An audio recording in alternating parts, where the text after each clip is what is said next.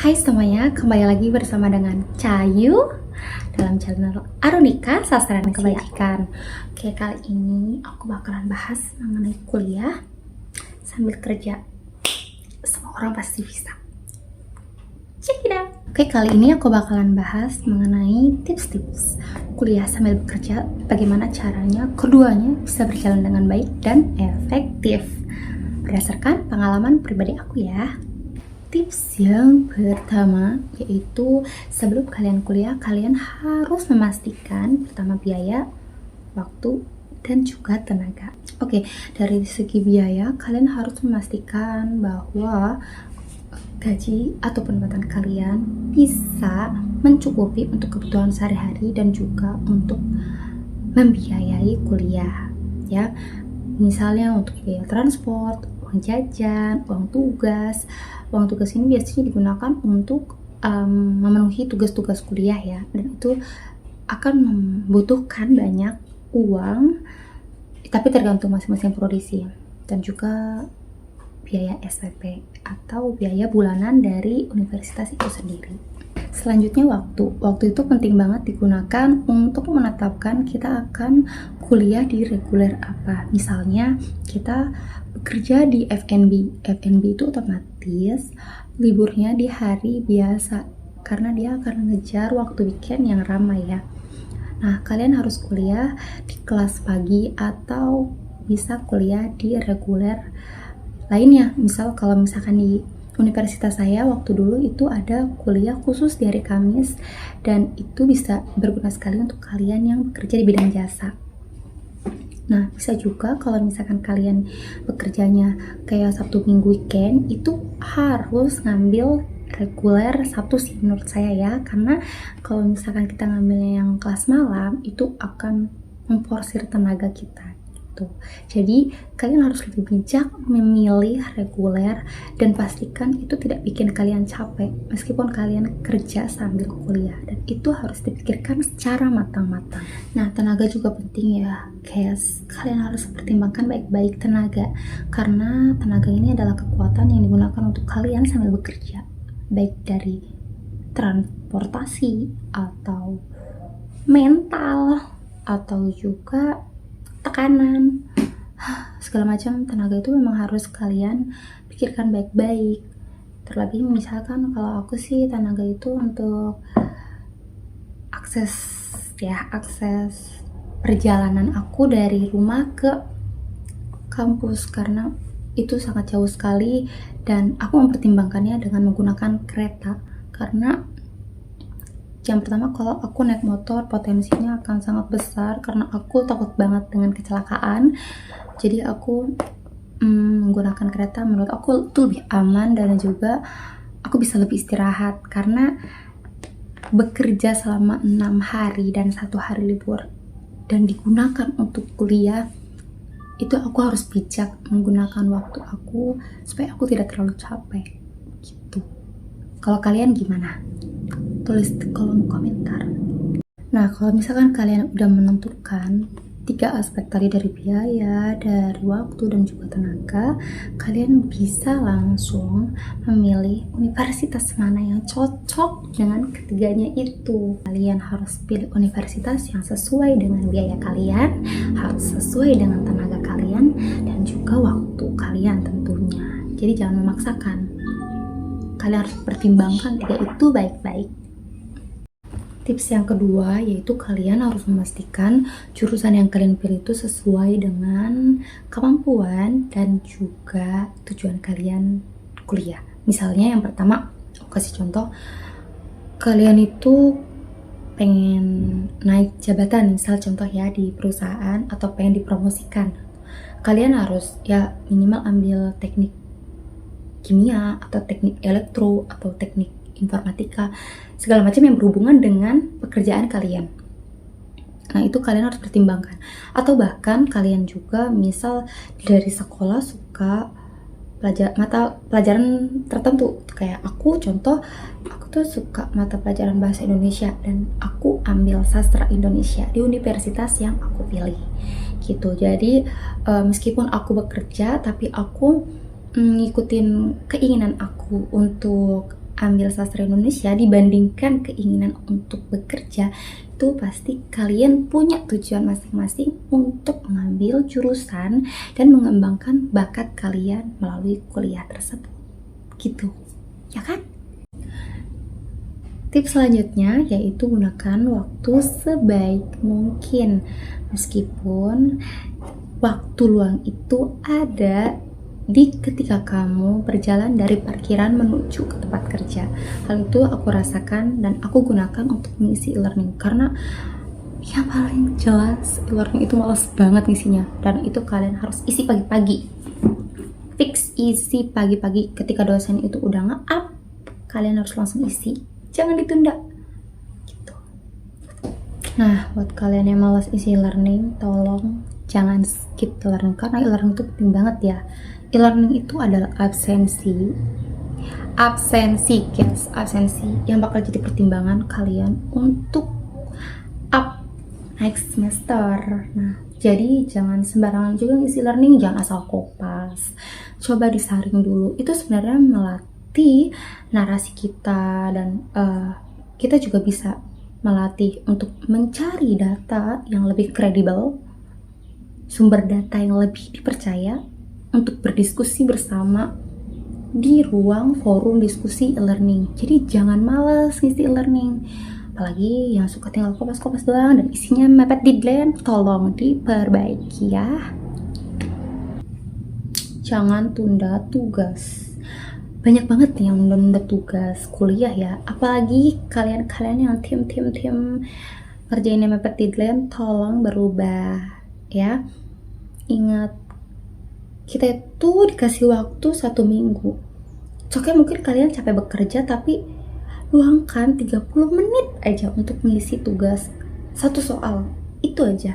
Kalau aku biasanya, misal ada beberapa mata kuliah dan ada tugas mingguan, itu aku cicil per minggu dan aku akan bikin list gitu. List, misalkan hari Senin aku ngerjain tugas mata kuliah ini, Selasa mata kuliah ini, Rabu mata kuliah ini, dan tugasnya pun gak mungkin sebanyak kayak puluhan mata kuliah, enggak, karena 1 semester itu aja ada beberapa mata kuliah aja, itu kalian difokusin ke beberapa mata kuliah. Jadi tolong kalian jangan skip tugas, atau kalian biasanya mepet deadline sih, tolong dirubah, itu gak baik guys. Kalian bisa mendapatkan hasil yang lebih puas kalau kalian menyiapkan matang-matang dari awal, bukan dadakan. Oke, yang seperti aku katakan sebelumnya, aku tuh biasanya punya target per minggu ya, karena per minggu itu e-learning akan di close dan biasanya ada tugas mingguan dari dosen. Nah, itu aku akan list, biasanya list per hari, list per minggu, dan per bulan sih ya. Nah, ini kita bahas per minggu dan per hari. Nah, kalau misalkan per minggu, kalian harus, misal dari seminggu ini ada 3 tugas mata kuliah, bikin video, terus bikin berita, atau terbit artikel. Itu kalian benar-benar harus fokusin satu-satu, dan jika kayak terbit artikel kan itu membutuhkan waktu lama, misalkan buat terbit artikel dulu yang lebih lama, karena nanti kan itu kan bisa tinggal direvisi kan, gimana dari redaksi. Nah, terus nanti kalian bisa mengerjakan tugas-tugas yang lainnya gitu. Jadi kalian nggak perlu kerjain itu secara deadline gitu ya, mepet deadline itu aku tidak, kalian juga jangan. Nah, kalian juga harus aktif diskusi, baik di e-learning ataupun di ruangan kelas ya, karena itu akan bikin kalian jadi lebih berwawasan luas, karena di diskusi itu tuh ada tukar pikiran. Nah, ditambah kalian juga pasti ingin lebih mencari tahu apakah benar. Nah, seperti dalam filsafat itu, untuk menyatakan sesuatu yang benar itu kalian pasti akan mencari data-data yang lebih kredibel, dan itu akan memancing kalian untuk lebih banyak membaca gitu. Jadi kalian kuliahnya jangan diam-diam aja, kalian harus banyak cari tahu. Kalian merasa ragu, kalian skak tempat kalian gitu. Jadi jangan kuliah iya aja, tapi kalian benar emang begitu? Mana buktinya? Mana datanya? Nah, itu kalian harus begitu, harus kritis, karena akan mengasah kekritisan kalian, guys. Oke? Seperti yang aku kasih tahu sebelumnya, kalian itu harus mencari tahu sumber data yang kredibel. Jadi kalian itu kalau misalkan anak kuliah, jangan asal ambil data yang datanya tidak jelas dari mana. Kalian harus pilih sumber data yang kredibel, misal dari buku-buku atau sumber-sumber tertentu yang lebih dipercaya. Jadi jangan asal kemakan hoax, karena itu adalah cara berpikir kita untuk lebih realistis dan kritis ya. Kalian harus mencari sumber data yang kredibel. Kalau aku biasanya di jurnal atau jurnal penelitian atau di buku-buku tertentu gitu. Oke, selanjutnya kita juga harus membaca buku sebagai sumber rujukan. Aku biasanya kalau misalkan kuliah itu, misalkan dalam satu semester ada beberapa mata kuliah, dan aku akan membeli buku tersebut untuk bahan rujukan aku dalam belajar. Karena kita ya kalau kuliah weekend itu ketemu cuma sehari sama dosen ya. Nah itu kita akan sulit untuk mencari data dan sumber data. Nah itu salah satunya kalian harus punya bukunya, kalian baca, kalian pahami baik-baik, dan kalau misalkan kalian nggak ada sesuatu yang nggak kalian tahu, kalian diskusikan dengan teman kalian atau bahkan dosen ketika kalian bertemu dengan dosen tersebut gitu ya. Jadi upayakan kalian punya buku yang untuk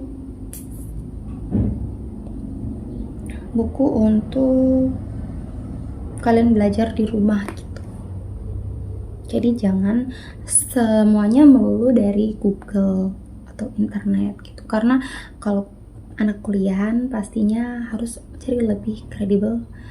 Kalau di Google itu biasanya sumber berita yang lebih terpercaya dan juga jurnal yang terbit dan bahkan biasanya Scopus atau jurnal Sinta gitu.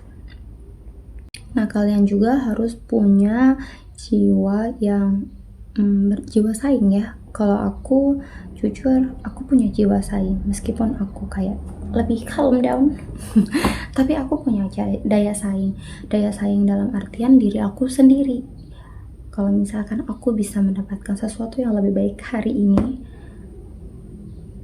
esok hari, lusa, atau seterusnya, aku harus bisa mempertahankan. Nah, kalau kalian bisa mendapatkan nilai yang bagus, kalian juga harus tetap bisa mempertahankan itu sampai akhir semester. Gimana caranya?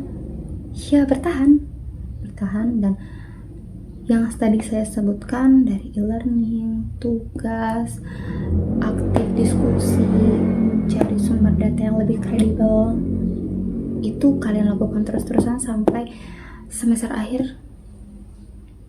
Bonusnya adalah cum laude. Ya benar, bonusnya adalah cum laude. Jadi kalian harus benar-benar kuliah sambil bekerja yang rajin, kuliah yang tidak cuma sekedar nongkrong di kafe untuk ngerjain tugas, atau kuliah yang sekedar untuk gaya-gayaan outfit, atau kuliah yang sekedar untuk dapat gelar sarjana.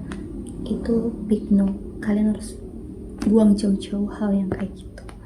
Kalian harus pikirkan manfaatnya. Kalian harus pikirkan apa yang akan kalian lakukan ke depannya, dan hasilnya insya Allah pasti akan memuaskan. Oke, mungkin itu aja tips dari aku. Ini berdasarkan pengalaman pribadi aku.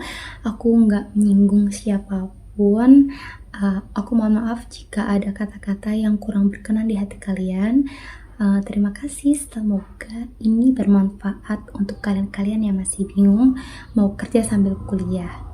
Dan untuk kalian-kalian nih yang sedang kuliah sambil bekerja, semangat terus, dan semoga tips-tips aku ada yang nyangkol di pikiran kalian kali ini, dan semoga kalian juga ada yang berhasil cum laude setelah nonton video aku.